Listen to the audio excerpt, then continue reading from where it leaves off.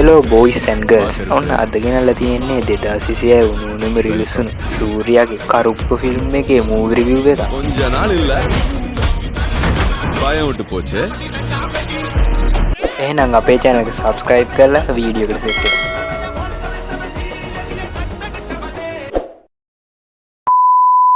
Movie එක open එකේදීම අපිට පෙන්වන්නේ තමන්ගේ දුවගේ ඔපරේෂන් එකට කේරළේ ඉඳන් චෙන්නයි වලට එන තාත්තා කෙනෙකුයි දුවකුයි. ඉතින් මෙයාලා චෙන්නයි වලට ආවට පස්සේ මෙයාලව හොරු වගේ මං කොල්ල කනවා. ඉතින් මේ ගැන මේ කට්ටිය පොලිසිය ගිහින් පැමිණිල්ලක් දානවා. ඉතින් මේ හොරු මං කොල්ල කාලා තියෙන්නේ රත්තරන් පවුම් 60ක්.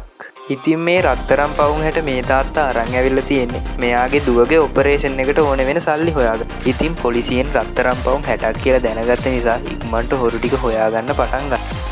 ඉතින් කොහොම හරි අන්තිමේදී පොලිසියෙන් මේ රත්තරන් බඩු ටික හොයාගන්න.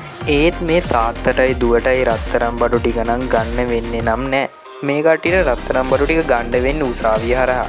ඒත් මේ තාත්තගේ අවාසනාවලට මෙයාලට හම්බෙන්නේ බීබි කන්නන් කියලා හොර දූෂිත ලෝයර් කෙනෙක්ට.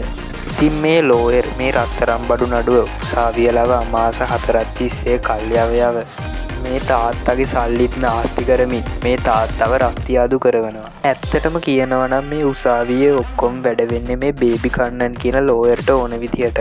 ඉතින් මේ හේතුව නිසා මේ තාත්තා එතනදී ගොඩක් අසරණ. ඉතින් මේ දේවල් තවත් ඉවසන්න බැරි නිසා මේ තාත්තා උසාවියේදී බේබි කන්නන්ට කෑ ගහලා බයිනවා. ඉතින් මේ හේතු නිසා බේබි කන්නන් මේ තාත්තගේ රත්තරන් බඩු නඩුව අතහරිනවා. ඉතින් මේ හැම දෙයකින්ම අසරණ වෙලා ඉන්න මේ තාත්තා උසාවියේ ඉස්සරහා තියෙන වේටේ කරප්පු දේවාලට ගිහිල්ලා කන්න ලව්වක් කරලා හඬා වැටෙනවා.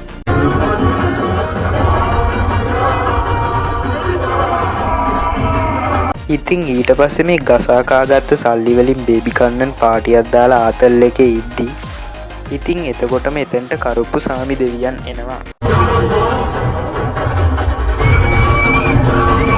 ඉතින් අර තාත්තට වෙච්ච අසාධාරණයට බේබි කන්නන්න මරන්න තමයි මේ කරප්පු සාමි දෙවියා ඇවිල්ලා තියෙන්නේ. ඒත් එතකොටම බේබි කන්නන් කියනවා ඔයා නීතියේ දෙවියන් නම් මාව මරන්න නැතුව කොහොම හරි මේ තාත්තට රත්තරන් බඩු ටික අරන් පෙන්නන්න කියලා කරප්පු සාමි දෙවියන්ට අභියෝග කරනවා. ඉතින් ඊට පස්සේ දවසේ මේ කරප්පු සාමි දෙවියන් මේ තාත්තගේ නඩුවට සරවණන් කියන ලෝයර් කෙනෙක් විදිහට උසාවියට එනවා.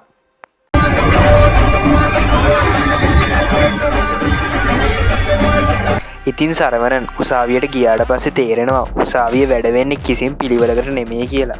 ඉතින් උසාවියේ ප්‍රීති කියලා ලෝයර් කෙනෙක් ඉන්නවා.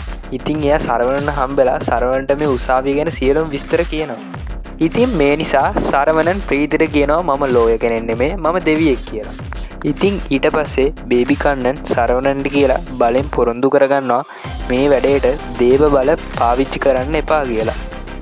ඉතින් සරවණන් දෙවියෙක් නිසා පොරොන්දුව කඩ නොකර ඉන්න බැරි වෙනවා.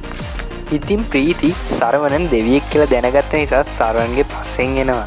ඉතින් ඊට පස්සේ සරවණන් ප්‍රීතිගෙන් අහනවා ඔයාට මොනවද ඕනේ කියලා. එතකොට ප්‍රීති කියනවා මේ උසාවිය අලුත් උසාවියක් වෙන්න ඕන වගේම උසාවියෙන් නැවතිලා තියෙන නඩු ඔක්කොම විනාශ වෙලා යන්න ඕනි කියලා. ඒ වගේම උසාවිය ඇතුලේ කිසිම කෙනෙක්ට බොරු කියන්න බැරි වෙන්න ඕනි.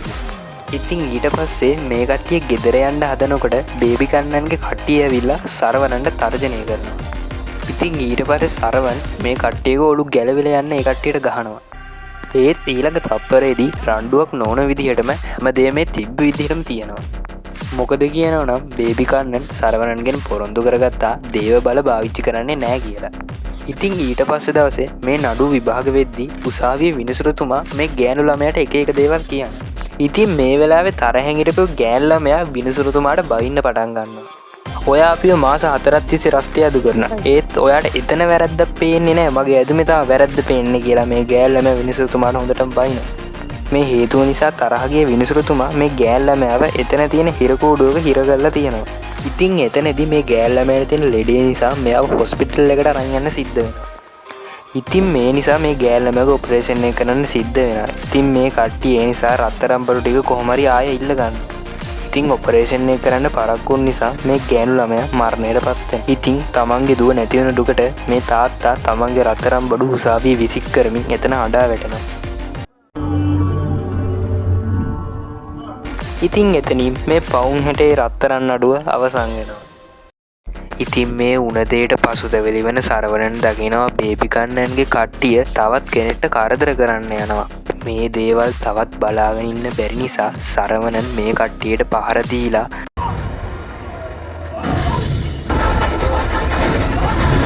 නීතිය අවභාවිතා කරන්නන්ට දඩුවම් දෙන ලෙස කරුප්පු සාමි විදියට මෙයා පෙනී ඉන්නවා.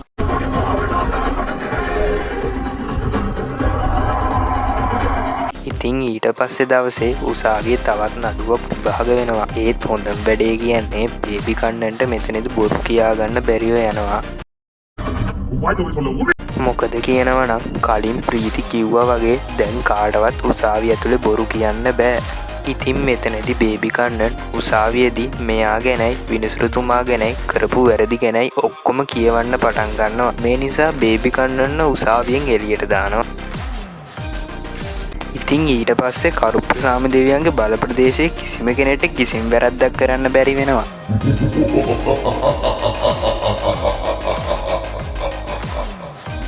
වැරදි වෙන්නේ නැති නිසා PCN ආතල්ලගේ ක්‍රිකට් ගහ ඉන්නවා. ඉතින් බේබි කන්නන්න කට්ටියක් මරන්න එනවා. ඉතින් මේකෙන් බේබි කන්නන් හොයාගන්නවා කරුප්පු සාමි දෙවියන්ගේ බල ප්‍රදේශයේ එළියේ ඕනෑම වරද්දක් කරන්න පුළුවන් කියලා. ඉතින් ඊට පස්සේ බේබි කන්නනුයි මේ උසාවියේ විනිසුරුයි කරුප්පු සාමි දෙවියන්ගේ බල ප්‍රදේශයෙන් එළියේදී සරවණන්න මරන්න හදනවා. ඉතින් එතකොටම සරවණන් මේ මරන්න එන කට්ටියගේ වාහනේ දෙකඩ කරලා විනිසුරුතුමාව බය කරනවා.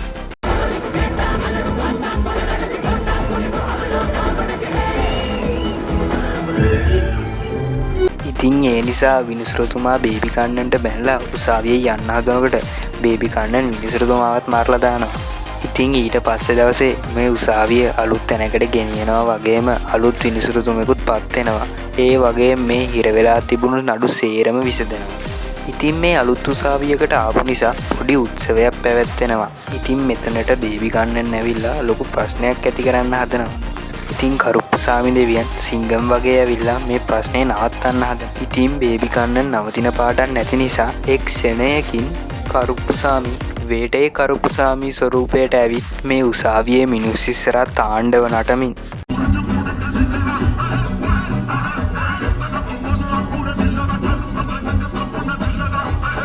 බේබි කන්නන්ගේ හිස කඳින් වෙන් කරලා දානවා. ඉතින් කරුප්පු සාමි කියනවා ආයෙත් කවුරුහරි නීති අවභාවිතා කරන්න හැදුවොත් එයාටත් මේ දේම තමා වෙන්නේ කියලා. ඉතින් එහෙම කියලා මේ කරුප්පු සාමි දෙවියන් එතනින් පිට වෙනවා. ඉතින් ඊට පස්සේ අපිට පෙන්නන්නේ අර තාත්තයි දුවයි.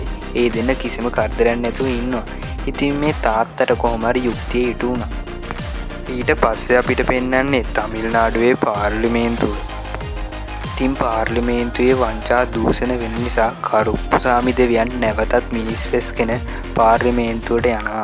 ඉතින් ඔන්න ඔහොම කරුප්පු ෆිල්ම් එක ඉවර වෙනවා. එහෙනම් වීඩියෝ එක හොඳ නම් වීඩියෝ එකට අනිවාර්යෙන් ලයික් එකක් දාන්න. ඒ වගේම ඔයාලට කරුප්පු ෆිල්ම් එක ගැන මොකද හිතෙන්නේ කියලා පහලින් කමෙන්ට් එකක් දාගෙනත් යන්න.